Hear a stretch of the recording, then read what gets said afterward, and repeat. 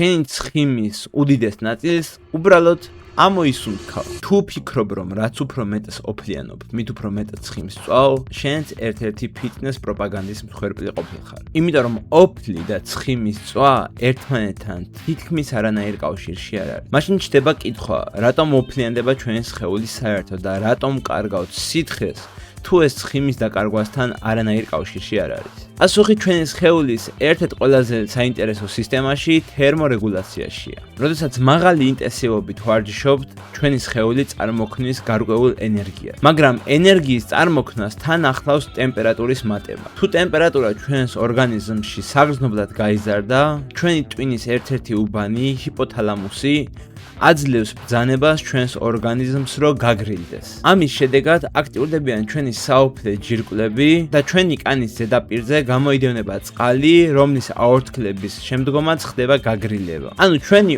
ოფლი არის ჩვენი სხეულის კონდიციონერი და გვიცავს გადახურებისგან. მაგრამ ახლა ყველაზე საინტერესო კითხვა: თუ ჩვენი ცხიმის წვის განმაპირობებელი არ არის ოფლი, მაშინ როგორ ტოვებს ჩვენი ცხიმის სხეულს? პასუხი შეიძლება გაგიკვირდეს, რადგან შენი ცხიმის უდიდეს ნაწილს უბრალოდ ამოისუნთქავ. როდესაც შენს ორგანიზმს გარკვეული ენერგია სჭირდება, ამ ენერგიის მისაღებად იგი ცხიმების დაშლას იწყებს, რომელსაც ბეტა ოქსიდაცია ეწოდება. ამ პროცესში ცხიმი გარდაიქმნება ენერგიად, ხოლო მისი ატომების დიდი ნაწილი საბოლოოდ ნახშირორჟანგად იქცევა. ანუ როდესაც ცხიმს კარგავ, მისი დიდი ნაწილი შენს სხეულს ტოვებს სუნთქვის მეშვეობით. 2014 წელს ჩატარებულმა კვლევებმა აჩვენეს, რომ ცხიმის მასის დაკარგვის დაახლოებით 84% ნახშირორჟანგის სახით გამოიყოფა, ხოლო დანარჩენი წყლის სახით ნაწილდება ორგანიზმში, რომელიც ორგანიზმიდან სხვადასხვა მეთოდებით გამოიდევნება, მათ შორის ცოტაოდენი